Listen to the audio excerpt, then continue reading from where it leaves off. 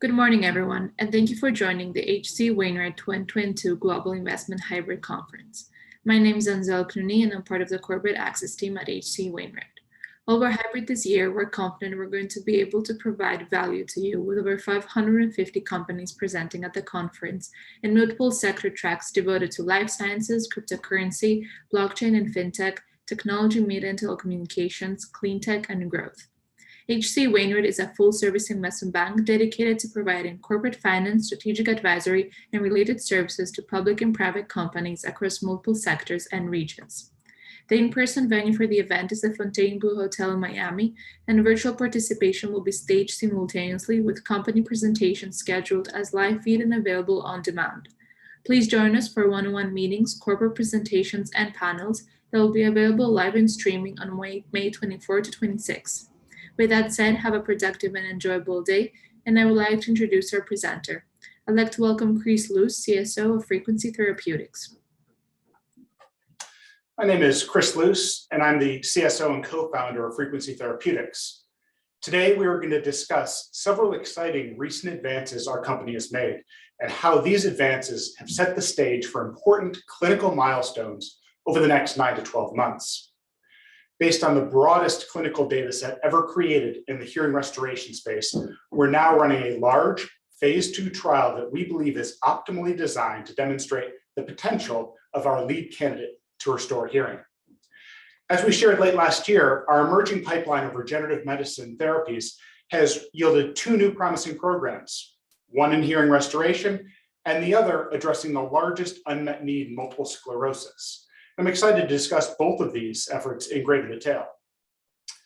Today, we'll be making forward-looking statements. I'll refer you to our recent SEC filings for additional information. For those who may be new to our story, Frequency is focused on developing a new category of regenerative medicine using small molecules to activate a person's innate regenerative potential. We call our approach progenitor cell activation, or PCA, where we identify the signals and pathways necessary to awaken regenerative cells already in place within the body. We believe this is an approach that can have significant impact on a range of degenerative conditions. In our view, PCA has 3 key advantages compared to other regenerative medicine modalities, such as cell and gene therapy or gene editing. First, no genetic changes are made as PCA reactivates the body's natural genetic programs. Second, we harness the native architecture of tissues, activating the right cells in the right location. And finally, our approach uses well-understood small molecule manufacturing and drug delivery. This small molecule approach is particularly important in our most advanced program as we target the cochlea in the brain, areas that are very challenging to access with biologics. Today, Frequency continues to lead the field of hearing restoration as we work to develop the first potential therapy for acquired sensory neural hearing loss, or SNHL. As I mentioned, we're now enrolling a phase 2b study for FX322, our lead candidate for the treatment of hearing loss, having shown positive safety and efficacy measures in several earlier studies. As I will show you shortly, it is data from all our earlier studies that have enabled us to refine the etiologies and severities where we've seen the greatest response. Our research engine has also been highly productive, with 2 recently announced programs based on our PCA approach. These include a new preclinical hearing program, FX345, that may give us a greater ability to treat more types of hearing loss. We also have compelling data for our preclinical program in remyelination for multiple sclerosis, where we've demonstrated and discovered a novel target with powerful remyelinating effect. As you can see, the next 9 to 12 months will be rich with significant readouts and milestones, giving us multiple shots on goal as we advance our hearing and MS programs. We anticipate a readout for our phase 2b study at FX322 in either Q4 of this year or Q1 of 2023. We're planning to have our FX345 study ready for the clinic in the second half of this year with a readout in 2023 as well. We also plan to nominate our MS candidate in 2022 and to advance our remyelination program into the clinic next year. Needless to say, it's a very exciting and important year ahead. Hearing loss represents one of the largest causes of disability across the globe. Overall need for treatment is massive, The World Health Organization estimates that nearly 1.5 billion people suffer from some form of hearing loss. And there are around 40 million individuals with SNHL in the US alone. Today, there are no restorative treatments, and only 20% of people that could be using hearing aids actually do so. Still, the US hearing aid industry annually brings in more than $10 billion, and this doesn't include devices sold over the counter. Hearing loss is also linked to other conditions, including depression and dementia, and we believe that a safe and effective treatment will drive an enormous market for therapeutics to restore hearing. In the hearing space, our leadership starts with having shown hearing improvements in individuals with permanent acquired sensory neural hearing loss, something that had never been done before with a medicine. We were the first to deliver data showing statistically significant and clinically meaningful improvements in hearing function. And these improvements in speech perception were sustained in some subjects for almost 2 years, suggesting a potential disease-modifying benefit. Importantly, we have also shaped a regulatory path for our approach, and we have aligned with the FDA on speech perception as the primary endpoint for future studies. We believe that alignment around endpoints at this stage of development greatly reduces risk and increases the probability of both technical and regulatory success. Thus far, we've had more than 200 individuals go through our hearing loss studies, and FX322 has shown a favorable safety profile with no treatment-related serious adverse events. This expansive clinical effort has been essential as we explored how those with different hearing loss severities and etiologies may respond to the drug, and how to best design clinical studies to maximize a hearing signal. A central understanding to the biological cause of sensory neural hearing loss is damage to hair cells in the cochlea. This can occur due to age, noise, medications, viral infections, or the result of sudden trauma in the inner ear. Our focus is on sensory hair cell development, where we decode signals that drive the cells and then modulate these signals with combinations of small molecules, a novel approach in the hearing loss space. FX322 is a combination of 2 small molecules designed to activate progenitors and regenerate these lost hair cells, which we know are critical for hearing as they translate sounds into signals that the brain can interpret. Many species like birds and reptiles can regenerate these sensory hair cells and restore hearing. While humans are not programmed to regrow these cells once they're gone, the machinery to restart the process is in place, but it needs to be turned on. FX322 is injected into the ear locally, a standard procedure that can be done in most ENT offices. On the right, you can see that FX322, shaded in orange, concentrates primarily in the base of the cochlea following injection. This is where high-frequency signals are processed, which is important as humans typically start losing hearing in this range. Our clinical work demonstrating delivery of FX322 to the cochlea and the associated hearing loss signal were published last year in Otology and Neurotology, the premier journal in our field. To understand the full potential of FX322 and to subsequently enable a broad label, we've looked to study all sensory neural hearing loss etiologies and severities. We designed small learning studies to explore safety and look for signals in various populations. We have now seen a hearing signal in 3 independent studies highlighted here. From all these studies, we have amassed an expansive database on how FX322 performs in patients with acquired SNHL. Now, clinicians generally agree that a 10% absolute improvement in speech perception can have a clinically meaningful impact for a patient. This would be at least a 5-word improvement out of 50 on a word recognition test. Now, a 5-word improvement can lead to changes in a physician's treatment recommendations and to a patient's quality of life. For example, at 20 words out of 50, the individual shown here is on the border of cochlear implant candidacy. A 5-word improvement could delay that surgery and significantly improve an individual's ability to communicate. However, a 5-word decrease could leave them functionally deaf. Now, let me show you data from the first 2 clinical studies where we've demonstrated these meaningful improvements using a single dose of FX322.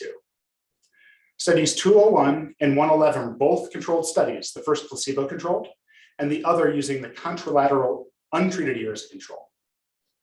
Each study participant had diagnosed hearing loss for a minimum of 6 months, so these were individuals that would not spontaneously recover.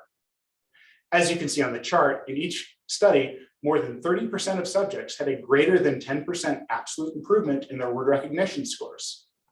Moreover, when we invited patients back to retest 1 to 2 years later, several had maintained improvements.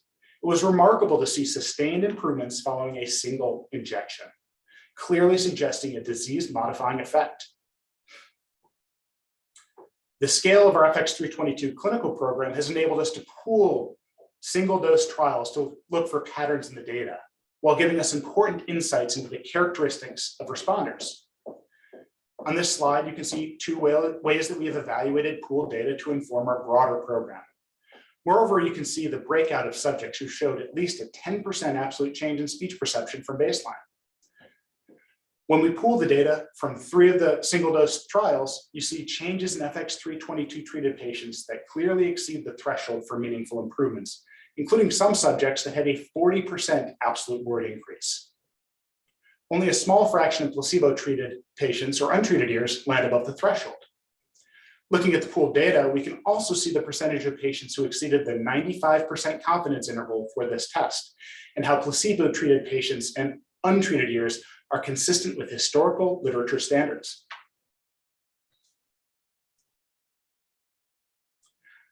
This approach also helps us in comparing our single-dose study with our multi-injection FX322-202 study, which read out in early 2021. In our post-hoc analysis of that study, we discovered design flaws that led to inconsistent baseline measures, as well as bias issues, seen in changes both in the untreated ear and placebo ears that were completely out of sync with historical standards. These insights led us to fully rethink study design for future hearing trials to ensure constant baseline measurements and mitigate bias, and we are. While the study outcome was not the one we wanted, the learnings were very beneficial and have enabled us to design a highly rigorous phase 2b study. Using the pooled data I just described, we were then able to refine the patient population for the phase 2b study, which is called FX322-208. As you can see in this diagram, our prior studies helped define a clear sweet spot around moderate to moderately severe subjects with noise-induced and sudden sensory neural hearing loss. Here we saw a 30 to 40% responder rate to FX322.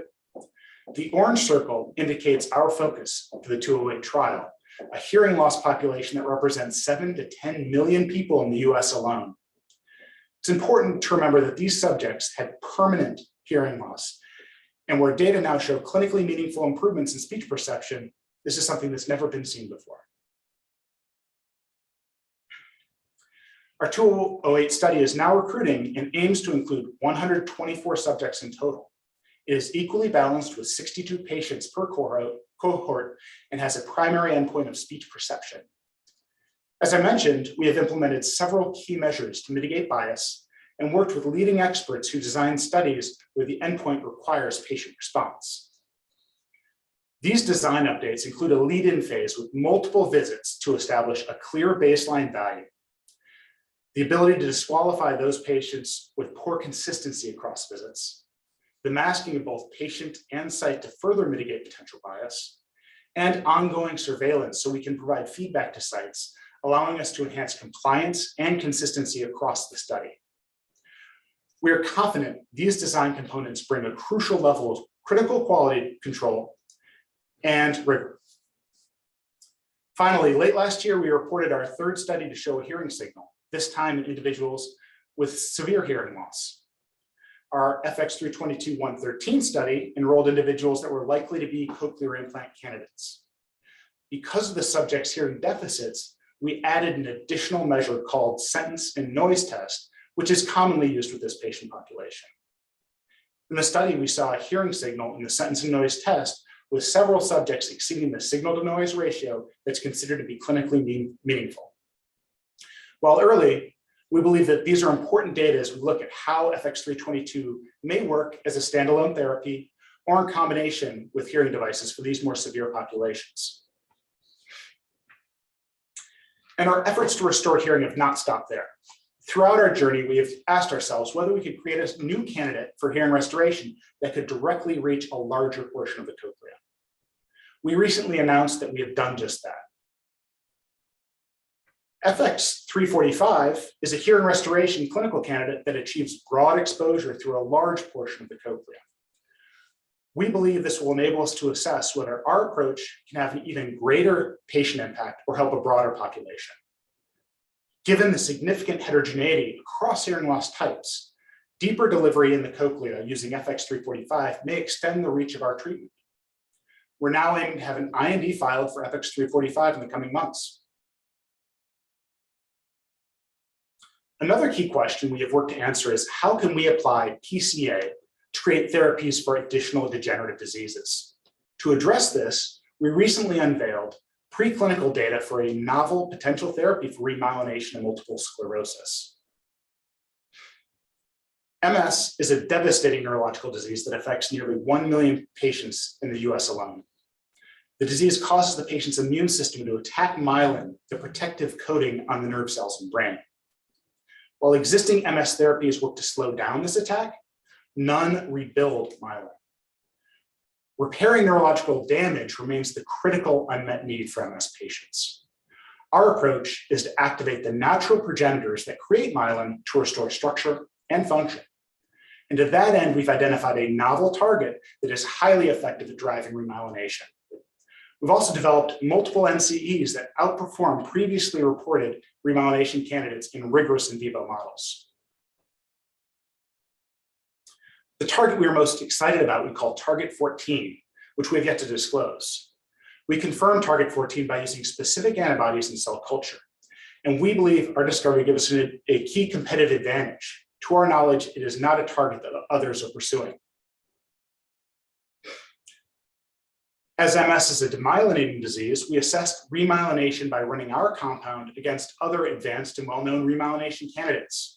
We also challenged our compound with a very stringent test, demyelinating mice with an agent called cuprizone for 17 months. In this image, the green staining shows myelin. The image is on the far left, that's the vehicle. The other panels show modest changes with 3 well-known comparators, T3, the anti-LINGO antibody, and clemastine, all of which were dosed at or above levels used in the literature. Now looking at the frequency compound, we administered just a single dose of our compound called Freq 162 at 5 mg per kg.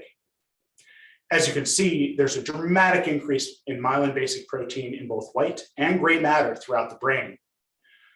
We don't know of another remyelinating agent with this magnitude of effect, and we believe the fact that we saw a robust effect after a single dose is quite promising. Overall results from this study are remarkably consistent in the response in every treated animal. Our plan is now to advance a remyelination candidate into the clinic in 2023, and we'll keep you informed as the program advances through IND-enabling studies. In summary, our collective clinical data indicates that FX322 is a promising drug candidate for hearing restoration. From our expansive clinical work, our team clearly understands which groups have shown the most pronounced response to FX322. Our previous trials have also informed what we believe is the most robust and well-controlled hearing study ever conducted, and one that benefits from having FDA-aligned clinical endpoints. We now have an exciting second hearing program that will allow us to explore if we can expand the hearing loss populations we can help. And our PCA research engine has generated a novel remyelination program in multiple sclerosis with a target we believe no one else is developing in preclinical results that thus far exceed the gold standard in the space. We're well capitalized with the resources to achieve the next set of milestones for these programs, and we believe we will deliver real innovation and value for patients and investors.